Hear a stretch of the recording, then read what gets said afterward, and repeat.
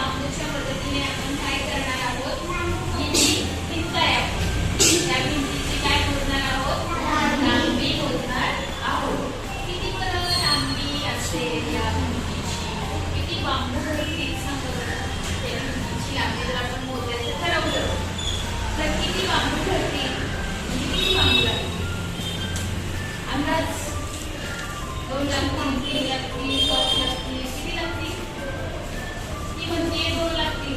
2 बांबू असे ठेवले की लगेच भिंत भरेल असं म्हणते. तुम्हाला काय वाटतंय, तुला 3 वाटतंय, तुला 7 वाटतंय. बरं, म्हणजे प्रत्येकाचे अंदाज वेगवेगळे आहेत. आपण प्रत्यक्ष मोजून पाहूया किती बांबू भरतील. किती झाले, 1.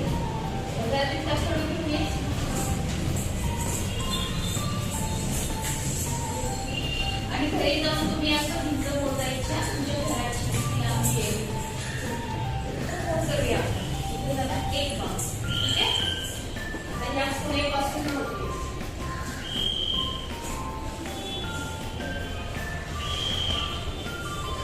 झाले 2. पलीकडे जावं लागेल. 2च येते.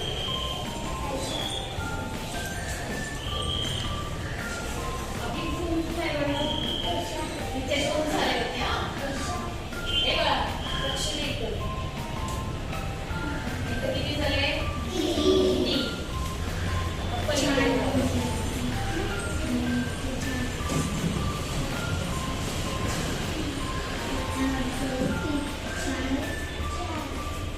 किती झाले पहा, 4. आणि इकडे असा अख्खा बांबू बसत नाहीये है ना, अर्धा पण नाही बसत, अर्ध्यापेक्षा जास्त बसतोय. पाऊण बांबू बसतोय. किती, पाऊण. अगोदर किती वेळा बसला, पूर्ण 4 वेळा. 4 पूर्ण आणि पुढे बसला पाऊण. मग 4 तर पूर्ण झालेले आहेत, पण 5 पूर्ण नाही झालेले. 5 ला कमी आहे. म्हणून ह्या भिंतीची लांबी आहे 5.25 बांबू.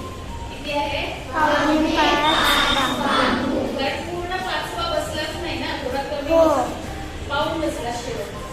म्हणून आपल्या वर्गाच्या ह्या भिंतीची लांबी किती बांबू आहे, 5.25 बांबू. तुम्ही घरी गेल्यावर तुम्हाला काठी मिळेल, पट्टी मिळेल, दोरा मिळेल, सुतळी मिळेल. कशाही पण तुमच्या घराच्या एका भिंतीची लांबी मोजायची आणि उद्या येऊन मला